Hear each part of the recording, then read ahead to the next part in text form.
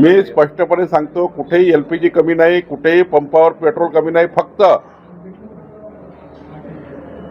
कुणीतरी एक पुडी सोडली, घाबरवलं सोशल मीडियाच्या माध्यमातून. त्यामुळे रंगाच्या रांगा काही डबकी घेऊन, काही हे घेऊन साठवणूक करण्याकरता, साठा तयार करण्याकरता.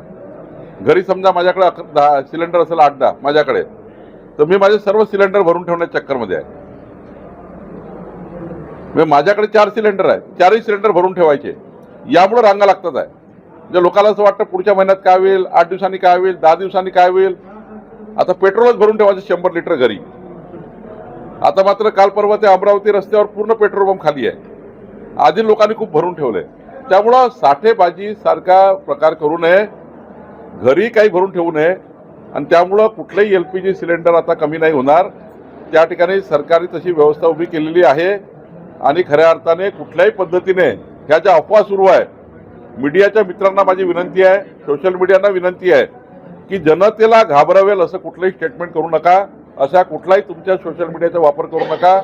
आपल्याकडे एखादं शस्त्र आहे सोशल मीडियाचं आणि मीडियाचं, त्यावर चुकीचा वापर होऊ नये. जनतेला कुठलंही घाबरू नये.